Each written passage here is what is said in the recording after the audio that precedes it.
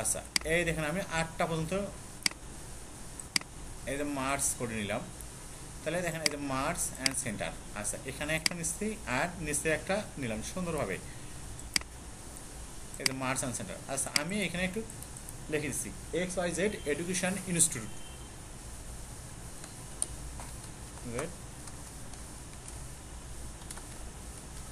Education institute. আচ্ছা নিচে আছে কি বলেন তো? হ্যাঁ টেবুলেশন, না না এটা নতুন নিচে টেবুলেশন শিট। আচ্ছা এতটুকু আছে। আচ্ছা এরপরে আছে কি স্টুডেন্ট, স্টুডেন্ট আইডি। এরপরে আছে কি বাংলা, এরপরে কি আছে ইংলিশ, এরপরে কি আছে ম্যাথ। আচ্ছা ইংলিশ ম্যাথ। এরপরে কি আছে বলুন তো টোটাল। এরপরে কি আছে অ্যাভারেজ, অ্যাভারেজ। এরপরে কি আছে জিপিএ। আচ্ছা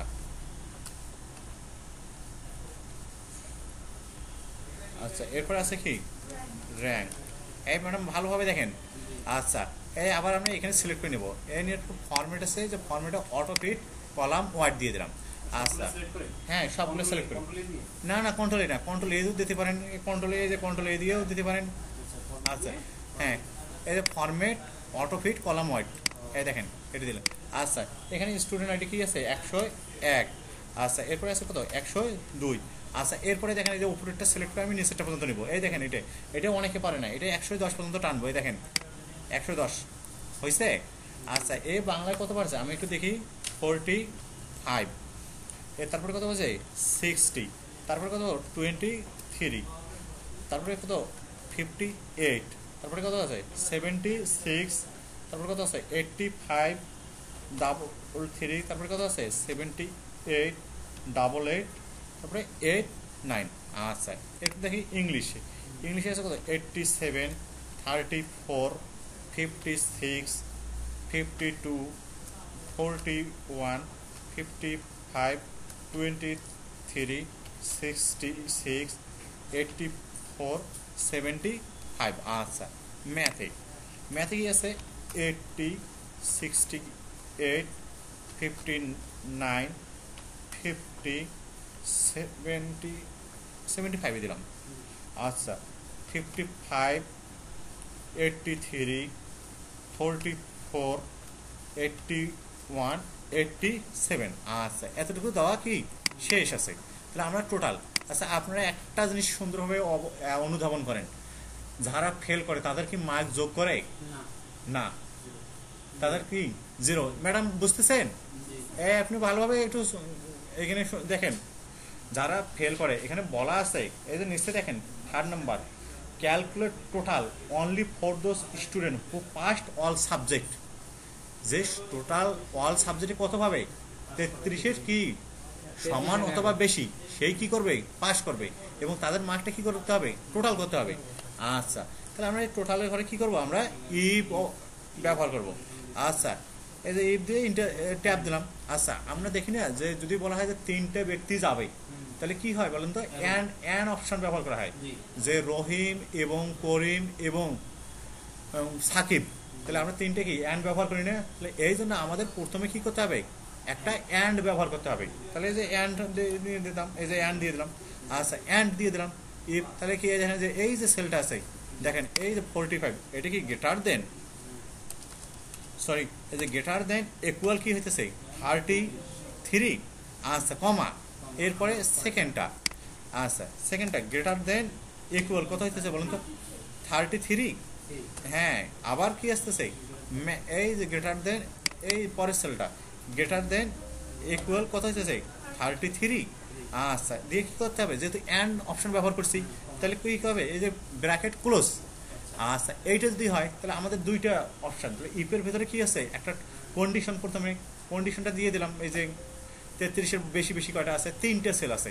এরপরে আমাদের কি কমা দিয়ে দিলাম, দেখি কমা ট্রু কন্ডিশন, ট্রু কন্ডিশন এইটা যদি হয় থাকে ট্রু কন্ডিশনটা কি হবে বলুন তো সাম করবে, সাম। তাহলে দেখেন SUM সাম দেখি করলাম মানে ব্র্যাকেট ক্লোজ। তাহলে এই যে 3টে সেল আমরা কি করে নিলাম ধরে নিলাম, নেওয়ার পর কি করে এইটা হলে কি হবে ট্রু কন্ডিশন হবে, নাহলে কি ফলস কন্ডিশন, ফলস কন্ডিশন কি হবে জিরো হবে। তাহলে এই যে জিরো দিয়ে দিলাম। এরপরে কি ব্র্যাকেট ক্লোজ, দেখেন নিচে যে হিন্টসটা আছে এটা কি মুছে গেছে, এরপর আমি ইন্টার দিয়ে দিলাম, এই যে চলে আসছে।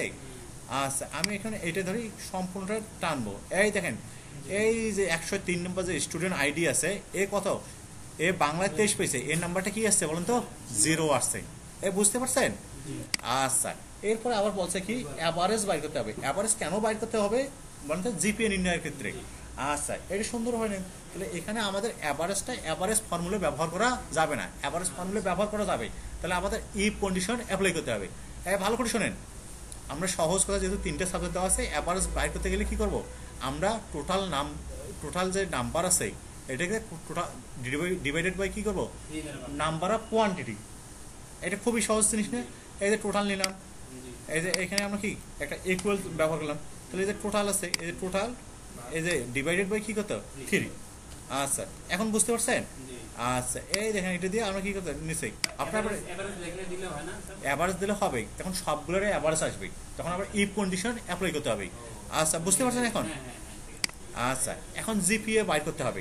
আচ্ছা জিপিএ কার বাইর করতে আছে, অ্যাভারেজের করতে, যেখানে এই যে যারা 0 পাইছে টোটাল 0 তাদের কিন্তু অ্যাভারেজও কি আসছে 0 আসছে, তাহলে আমাদের ডিসিশনটা কি আছে বলুন তো, সঠিক আছে। আচ্ছা এরপরে কি করতে হবে, জিপিএ বাইর করতে হবে। আপনারা যে নিচ থেকেও করতে পারেন, আবার উপর থেকেও কি করতে পারবেন, তাহলে আমরা উপর থেকেই করি 80, তাহলে ইফ কন্ডিশন ব্যবহার করতে বলছে, ইফ এই দেখেন ভালো করে দেখেন, ইকুয়াল ইফ, এই দেখেন ইফ, এরপর কি আছে বলুন তো, হ্যাঁ অ্যাভারেজের এই যে গ্রেটার দেন ইকুয়াল কত আছে বলুন তো, 80 আছে, এই যে 80 আমাদের কি করতে হবে, গ্রেটার দেন ইকুয়াল, কারণ 80 অথবা 80 সমান অথবা কি বড়, তাহলে আমাদের কি করতে হবে, গ্রেটার দেন আর ইকুয়াল, এটা বলা আছে কি 80, তাহলে এটা হলে কত হবে বলেন তো 5, তাহলে আমরা যে 5 লিখি দিলাম, সরি 5। আচ্ছা এরপর আবার কি বলতেছে, পরের কন্ডিশন আবার ইফ। আচ্ছা এবার ইফ করতে বলছে, আবার আমি সিলটা নিলাম, হ্যাঁ তারপরে কি আছে, গ্রেটার দেন কি ইকুয়াল, হ্যাঁ গ্রেটার দেন, আপনাদের আমি একটা জিনিস ক্লিয়ার করে দিচ্ছি, সেটা আছে কি আপনারা যে গ্রেটার দেনের জায়গায় আবার লেস দেন লেখেন, লেস দেনের জায়গায় গ্রেটার দেন, তাহলে আপনি কি সেলটাকে কি করতেছেন, আপনারা রেফার করতেছেন না, তো সেলটার ভিতরে প্যাডটা রাখবেন, অর্থাৎ এই যে গ্রেটার দেন একটা প্যাড আছে, একটা পিট আছে না, এই পেট সাইনটা তো বুঝতেছেন তাই না, একটা সহজ বাংলা ভাষায়, হ্যাঁ হ্যাঁ বুঝতে পারছেন। আচ্ছা এই যে 77, এই যে 70, এইটা হলে কত হবে বলেন তো 4। আচ্ছা 4 কমা দিলাম, আবার কি দেবো আমরা ইফ। আচ্ছা এই ইফ আবার এভারেজ, আচ্ছা এভারেজ আবার কি বলেন তো, হ্যাঁ গ্রেটার দেন ইকুয়াল কত আছে 60, এই যে কমা দিলাম ট্রু কন্ডিশন, তাহলে কত আসছে বলেন তো 3.5। আচ্ছা এই যে এতটুকু পর্যন্ত শেষ। আচ্ছা এরপর আবার আমাদের কি ইফ কন্ডিশন, আচ্ছা ইফ কন্ডিশন আবার এই যে সেল নিলাম, সেল কি গ্রেটার দেন ইকুয়াল, এই যে এখন পেড সাইডটা কি আছে ওই সেলটার দিকে আছে। আচ্ছা কত আছে বলেন তো, না 50 আছে। আচ্ছা এই যে 50, তাহলে কি হবে বলেন তো 3, আবার কমা দিলাম, আবার কি ইফ কন্ডিশন, আবার ইফ কন্ডিশন, এই যে সেলটা এই যে পেডটা সাইড, তারপরে দেখেন গ্রেটার দেন ইকুয়াল কত আছে বলেন তো 40 হলে কত হবে বলেন তো 2 আছে, সরি 40 হলে কমা 2। আচ্ছা এরপরে আবার কি আছে ইফ কন্ডিশন, আচ্ছা ইফ কন্ডিশন এরপরে আছে কি 33, তাহলে আমরা এই সেলটা নিলাম, এবার কি দেবো গ্রেটার দেন ইকুয়াল কত আছে, আচ্ছা 33, এটা হলে কত হবে বলেন তো, হ্যাঁ এটা হলো কি হবে 1। আচ্ছা এরপর আমাদের কি ব্র্যাকেট ক্লোজ, এই দেখেন ট্রু কন্ডিশন সব গেল, আদারওয়াইজ যেটা আছে সেটা কি হবে ফলস কন্ডিশন। আচ্ছা ফলস কি আমরা এখানে কি দিয়ে দেবো 0, আপনি একটা জিনিস চিন্তা করেন কি আমি ব্র্যাকেট কয়টা ক্লোজ করবো তাই না। আচ্ছা আপনি একটা যখন ব্র্যাকেট ক্লোজ করবেন, এই দেখেন এই যে লাইনটা আছে এটা কি লেফট দিকে, লেফট সাইডে চলে যাবে, তাহলে আমরা এই দিকে দিলাম, এই দেখেন লেফট সাইডে গেছে আবার দেবো, আবার লেফট সাইডে গেছে আবার দেবো, আবার লেফট সাইডে গেছে আবার দেবো, আবার লেফট সাইডে দেবো আবার দেবো লেফট সাইড।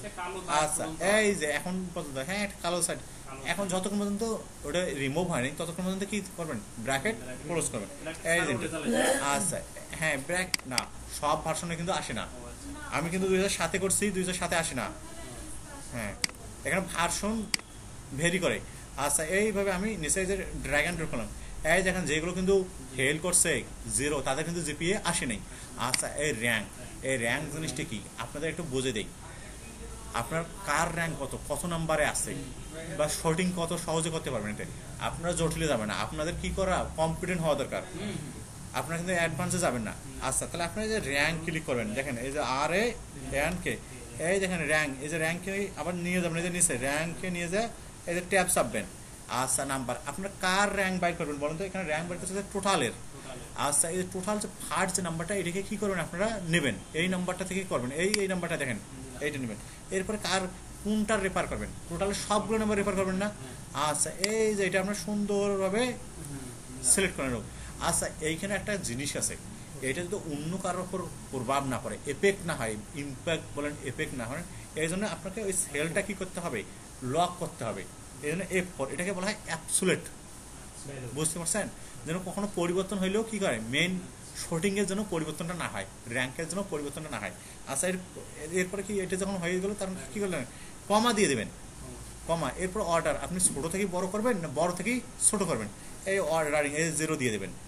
0 আপনি যেহেতু ডিসেন্ডিং অর্ডার করবেন, অর্থাৎ ছোট থেকে বড় থেকেই ছোট। আচ্ছা, এই যে এইটা দিয়ে দিলেন, দিয়ে এইটা চাপলেন। আচ্ছা, এই যে র্যাঙ্ক আছে, এরপর আপনি কি করলেন, এই নিচ থেকেই চলে আসলেন। হয়েছে। আচ্ছা, আমি কিন্তু অনেক কথা টথা বলছি, তারপরে কি 11 মিনিট লাগছে, বেশি লাগছে কি না? আচ্ছা, আমি এটাকে